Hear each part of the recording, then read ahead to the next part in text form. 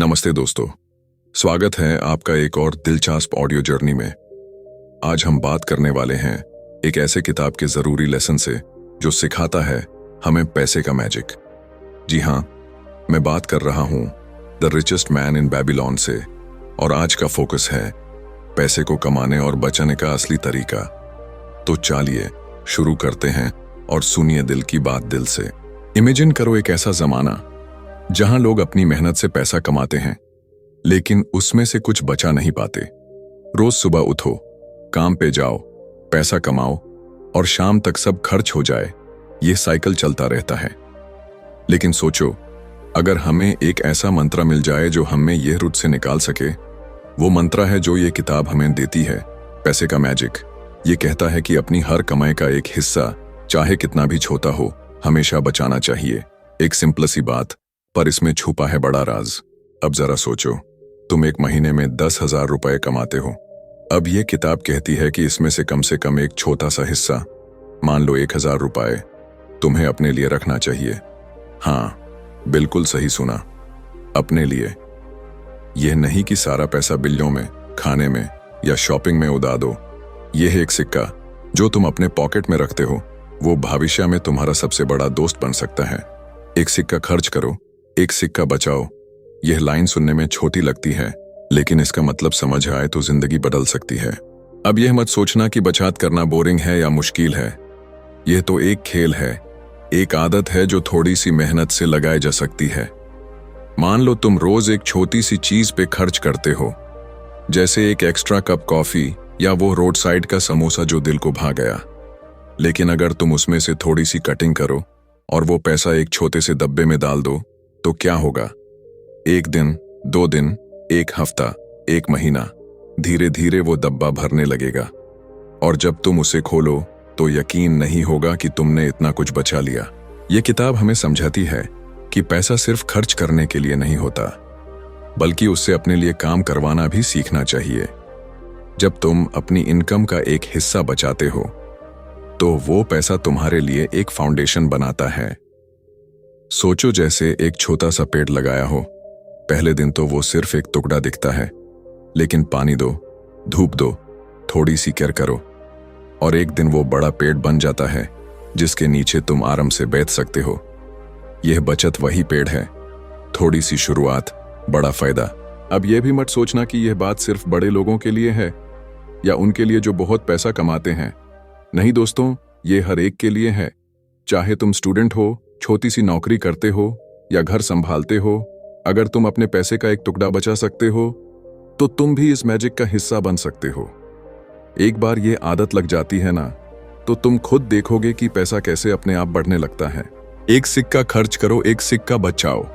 ये छोटी सी बात नहीं, ये एक जिंदगी जीने का तरीका है। हर रोज जब तुम अपना वॉलेट खोलो या अपने बैंक अकाउंट को चेक करो, तो ये याद रखना कि एक छोटा सा हिस्सा तुम्हारा है, तुम्हारे फ्यूचर के लिए, तुम्हारे सपनों के लिए। इसे शुरू करो और देखो कैसे ये मैजिक तुम्हारी जिंदगी में रंग भरता है। चैप्टर 2, इन्वेस्ट करो। जी हां, पैसा सिर्फ बचा कर रखा नहीं जाता, उसे काम पे लगाना पड़ता है ताकि वो और पैसा ला सके। तो चलो, अपने कान खुले रखो, दिल से सुनो और ये बात समझ लो कि पैसा कैसे अपने आप के लिए काम कर सकता है। पिछली बार हमने बात की थी कि अपनी इनकम का एक हिस्सा हमेशा बचाना चाहिए। एक सिक्का खर्च करो, एक सिक्का बचाओ। लेकिन अब सोचो, वो बचा हुआ सिक्का या पैसा सिर्फ एक डब्बे में पड़ा रहे तो क्या फायदा? वो तो बस वही रहेगा, न बढ़ेगा न घटेगा। लेकिन अगर उस पैसे को तुम काम पे लगा दो, तो यह एक जादुई चीज बन सकता है। ये किताब कहती है कि अपने बचाए हुए पैसे को ऐसे जगह इन्वेस्ट करो जहां से और पैसा आए, जैसे कि प्रॉपर्टी में या कोई छोटा सा बिजनेस शुरू करके। ये बात सुनने में बड़ी लगती है, लेकिन रुको, मैं तुम्हें इसे सिंपल तरीके से समझाता हूं। तुमने एक महीने में 1,000 रुपए बचाए। अब वो 1,000 रुपए तुम अपने पास रखो या बैंक में डाल दो, तो वो वैसा का वैसा ही रहेगा, शायद थोड़ी सी इंटरेस्ट के साथ। लेकिन अगर तुम उससे स्मार्टली इन्वेस्ट करो, तो क्या होगा? मान लो तुमने वो पैसा एक छोटे से काम में लगाया, जैसे कि एक दोस्त के साथ मिलकर कुछ सामान खरीदा और उससे बेच दिया। अगर तुमने 1000 रुपए लगाए और उससे 1200 रुपए बन गए तो देखो, तुम्हारा पैसा अब अपने आप काम कर रहा है। ये है इन्वेस्टिंग का असली मैजिक। अब ये ना सोचना कि इन्वेस्टिंग मतलब बड़े बड़े बिजनेस या लाखों रुपए की बात है। नहीं दोस्तों, ये छोटी शुरुआत से भी हो सकता है। मान लो तुम्हारे पास थोड़ा सा पैसा है और तुम एक छोटी सी जमीन का टुकड़ा खरीद लेते हो गांव में या शहर के कोने में। वक्त के साथ उसकी कीमत बढ़ती है और जब तुम उसे बेचते हो तो तुम्हें डबल या ट्रिपल मिल सकता है। या फिर सोचो, तुम अपने टैलेंट को यूज करो। जैसे अगर तुम्हें अच्छा खाना बनाना आता है तो थोड़ा पैसा लगा के एक छोटी सी फूड स्टॉल शुरू करो।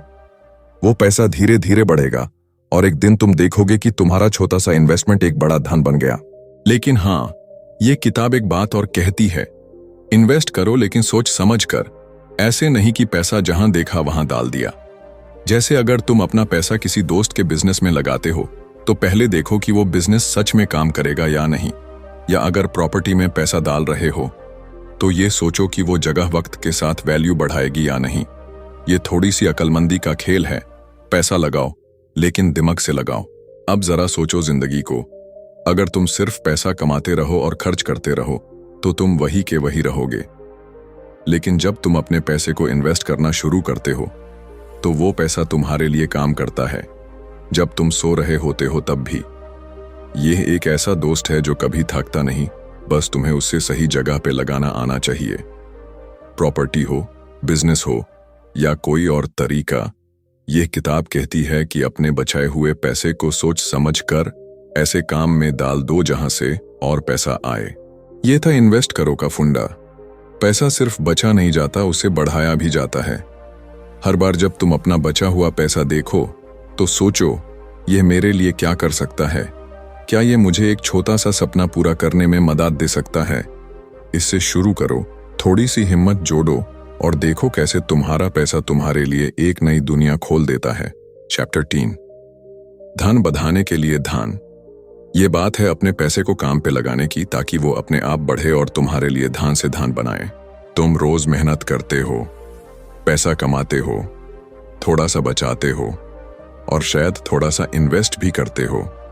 लेकिन ये किताब कहती है कि सिर्फ बचा कर या इन्वेस्ट करके बात नहीं बनता, तुम्हें अपने पैसे को काम करना सिखाना पड़ता है।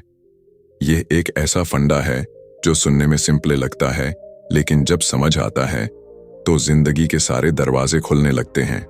धन से धन बनाने का मतलब है कि जो पैसा तुम्हारे पास है वो खुद अपने आप के लिए और पैसा लाए। जैसे एक छोटा सा बीज जो पेड़ बन जाता है और फिर उसमें से कई सारे फल निकालते हैं। चलो इसे एक मिसाल से समझते हैं। मान लो तुमने 5000 रुपए बचाए हैं। अब तुम वो पैसा अपने घर के एक कोने में रखे डब्बे में डाल दो तो वो वही 5000 ही रहेगा, न कम न ज्यादा। लेकिन अगर तुम उसे काम पे लगाओ तो क्या होगा? सोचो, तुमने वो 5000 रुपए एक छोटे से काम में डाले, जैसे कि थोड़ी सी चीजें खरीद कर ऑनलाइन बेच दी। अगर तुमने 5000 लगाए और उसे 6000 बन गए तो देखो, तुम्हारा पैसा अब खुद काम कर रहा है। यह वो जादू है जो ये किताब हमें सिखाती है। अपने धन को बढ़ाने के लिए उसे काम करना सिखाना जरूरी है। अब यह मत सोचना कि ये बड़ी बढ़िया बातें हैं जो सिर्फ अमीर लोग कर सकते हैं। नहीं दोस्तों, ये हर किसी के लिए है। तुम छोटे से छोटे तरीके से शुरू कर सकते हो। मान लो तुम्हें अच्छा ड्राइंग बनाना आता है। तुम थोड़ा सा पैसा लगा के एक स्केचबुक और कलर्स खरीद लो, अपनी ड्राइंग्स बनाओ और उन्हें ऑनलाइन बेच दो। वो थोड़ा सा पैसा जो तुमने लगाया वो वापस आएगा और साथ में थोड़ी सी प्रॉफिट भी लाएगा। यह छोटा सा काम तुम्हारे धन को बढ़ा सकता है और धीरे धीरे तुम देखोगे कि तुम्हारा पैसा अपने आप के लिए और पैसा बना रहा है। सोचो जिंदगी को एक लंबी रेस की तरह। अगर तुम सिर्फ दौड़ते रहो और रुक कर सोच नहीं पाओ तो थक जाओगे। लेकिन अगर तुम अपने पैसे को अपना साथी बना लो जो तुम्हारे साथ दौड़े और तुम्हारे लिए काम करे तो ये रेस जीतना आसान हो जाता है। धन से धन बनाने का मतलब है कि तुम अपने पैसे को एक ऐसा नौकर बना दो जो रात दिन काम करता है जब तुम आराम कर रहे होते हो तब भी। चैप्टर 4, कर्ज से बचकर। जी हाँ, ये बात है कर्ज यानी लोन के बारे में, जो कभी कभी हमारी जिंदगी में एक बड़ा सवाल बन जाता है। तो चलो अपने कान खोले रखो, दिल से सुनो। और ये समझ लो कि कर्ज को कैसे संभालना है ताकि वो हमें दबाए नहीं। हमें जिंदगी में कभी ना कभी पैसों की जरूरत पड़ती है, कभी घर के लिए, कभी बिजनेस के लिए, या कभी किसी इमरजेंसी के लिए। और अक्सर हम सोचते हैं चलो थोड़ा सा कर्ज ले लेते हैं, बाद में चुका देंगे।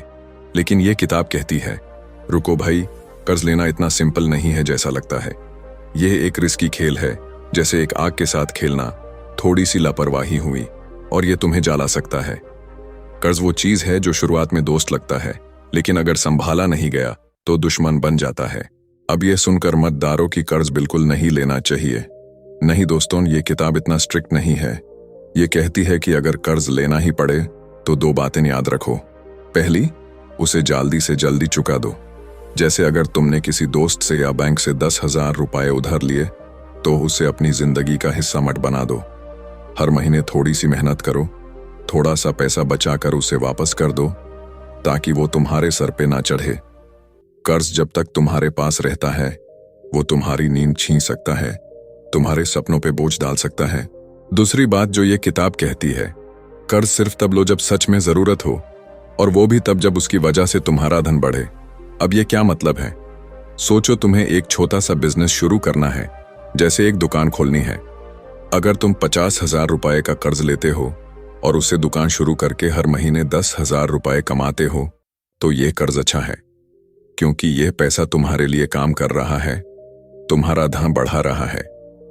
लेकिन अगर तुम वही 50,000 रुपए कर्ज लेते हो एक नए फोन या बाइक के लिए, जो सिर्फ दिखावे के लिए है, तो ये कर्ज तुम्हें डूबा सकता है। ये फर्क समझना जरूरी है। कर्ज वही लो जो तुम्हें आगे बढ़ाए, ना कि पीछे धकेलेगा। अब एक छोटी सी मिसाल लेते हैं। मान लो तुम्हारे पास एक दोस्त है जो कहता है भाई मुझे 5,000 दे दो, मैं 1 हफ्ता में वापस कर दूंगा।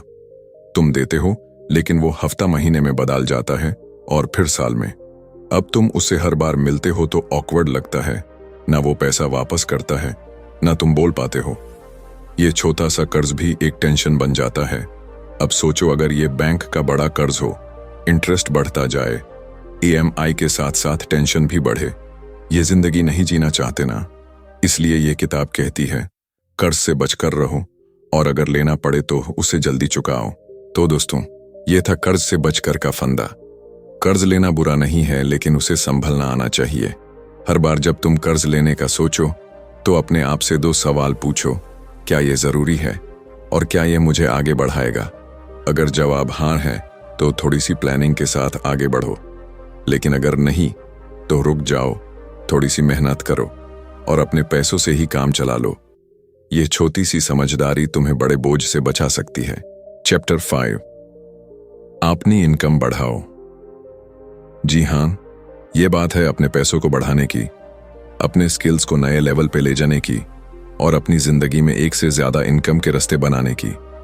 तो चलो अपने कान खुले रखो, दिल से सुनो और ये समझ लो कि अपनी इनकम को कैसे डबल, ट्रिपल या उससे भी ज्यादा किया जा सकता है। हम जिंदगी में एक ही काम करते रहते हैं। सुबह उठो, नौकरी पे जाओ, महीने के एंड में सैलरी लो और फिर वही साइकिल। लेकिन यह किताब कहती है रुको, जिंदगी इससे बड़ी है। अगर तुम अपनी इनकम को बढ़ाना चाहते हो तो सिर्फ एक जगह से पैसा कमाने पे डिपेंड मत रहो। यह कहती है कि अपने स्किल या नॉलेज को बढ़ाओ, नए बिजनेस आइडियाज सोचो और एक से ज्यादा इनकम सोर्सेज बनाओ। यह सुनने में थोड़ा बड़ा लगता है, लेकिन थोड़ी सी मेहनत और दिमाग से यह बिल्कुल पॉसिबल है। मान लो तुम एक छोटी सी नौकरी करते हो और महीने में 20,000 रुपए कमाते हो।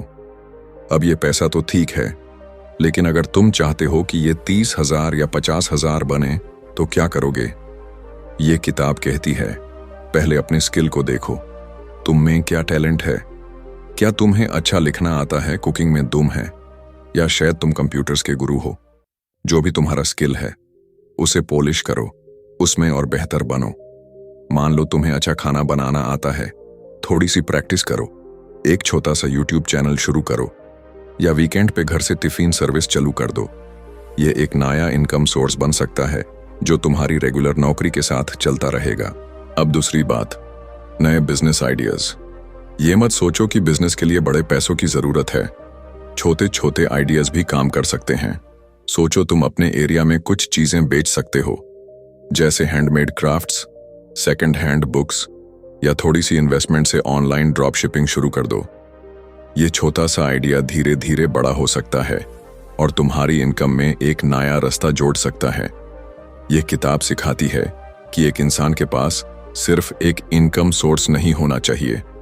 जैसे एक नदी के साथ छोटी छोटी सरियां जुड़ी होती हैं, वैसे ही तुम्हारी इनकम के भी कई रास्ते होने चाहिए। अब एक मिसाल लेते हैं। मान लो तुम एक टीचर हो और स्कूल में पढ़ाते हो। तुम महीने में 25,000 कमाते हो, लेकिन तुम सोचते हो और थोड़ा पैसा कमा लूं। तो तुम अपना नॉलेज यूज करते हो, शाम को छोटी सी ट्यूशन क्लास शुरू कर देते हो, 5 बच्चों को पढ़ाते हो और हर एक से 1,000 रुपए लेते हो। ये हुआ 5,000 एक्स्ट्रा। फिर तुम ऑनलाइन एक कोर्स बनाते हो अपने सब्जेक्ट पे, उसे अपलोड करते हो और हर महीने 2,000 3,000 और आने लगते हैं। देखा, अब तुम्हारी इनकम 25,000 से बढ़कर 35,000 के करीब हो गई। और ये सब तुमने अपने स्किल और थोड़ी सी मेहनत से किया। लेकिन यह किताब एक बात और कहती है, इनकम बढ़ाने के लिए थोड़ी सी हिम्मत और नए चीजों को सीखने की इच्छा चाहिए। अगर तुम वही पुराना काम करते रहोगे तो वही पुराना रिजल्ट मिलेगा। नया सीखो, जैसे डिजिटल मार्केटिंग, फोटोग्राफी या कोई छोटी सी टेक्निकल स्किल। ये नई चीजें तुम्हें नए मौके देंगी और तुम्हारी इनकम के दरवाजे खोल देंगी। ये एक ऐसा सफर है जहां तुम खुद अपने बॉस बनते हो, अपने रास्ते खुद चुनते हो। यह था अपनी इनकम बढ़ाओ का मंत्र। अपने स्किल को बढ़ाओ, नए आइडियाज सोचो और एक से ज्यादा इनकम सोर्सेज बनाओ। लास्ट चैप्टर, सब्र का फल।